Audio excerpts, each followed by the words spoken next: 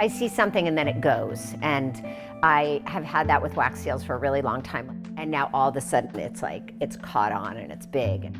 I love it when I sell stuff to a store and then they come back and they're like, oh my God, that stuff is just gone. And I love that. I love to hear that it's working for them, that that product is working in their mix, in their store. My name's Cathy and I have a company, Global Solutions. We're located in Seattle, Washington. The products that we sell are for retailers. We do wax seals and both wick wax and glue gun wax. We do vintage watch parts, which are probably the coolest thing ever. And we also have raffia. We do recycled gift bags, some pewter pieces. I do help stores sell the things that people don't know necessarily that they want, that then they walk in and they go, oh, I want that. I was working with paper first, and I got this incredible love of paper. I went to the paper mills and I learned all about really high-end fine paper. And then I went out and I decided to sell paper, but it was high-end paper, so we were packaging it. It was before recycled paper was really the thing. And we were at a show one time, and we were at a stationery show, and I saw these wax seals, and I gravitated. I thought, that's my gig. And then for the next 8 years, I tried to figure out how to make the wax sticks, and I couldn't figure it out. And one time I bought a kid's book, and it was about crayons. And in there, I saw the pictures of how they poured crayons, and I was like, got it.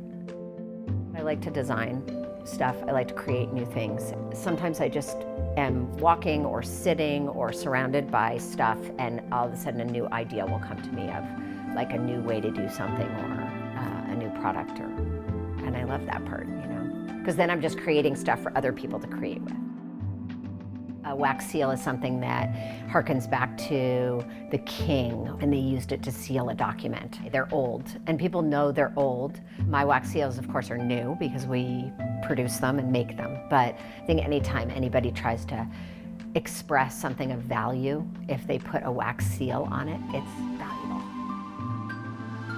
Everything I do, you know, watch parts or wax or whatever it is, it's like this accent, or it's a part of what their art is going to be. Even though a wax seal might have a letter on it, or even though it might have an impression on it, you know, they might do it so that it's going on a bottle of wine, or they might do it so it's going on a package or wedding invitation, and that's their own thing.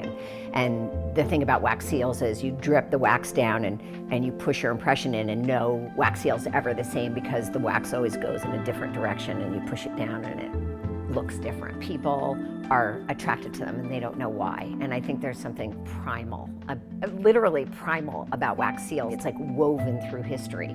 And in China, they have chops, you know, and in the king used to wear his ring. And in ancient Egypt, they had seals. And so that's what brings people in, as they see this stuff and it's shiny and it's beautiful, but it's also old. I think that's what people love about them. It's art. It's just pure art. I'm into it. I drip it, and it begins to form that little circle. And I've learned all sorts of tricks of the trade of how to make that work. And there's this little bit of blackness because there's carbon in there. And sometimes people don't want that in there, but I think that shows, you know, something old and beautiful. And they help people create gorgeous stuff.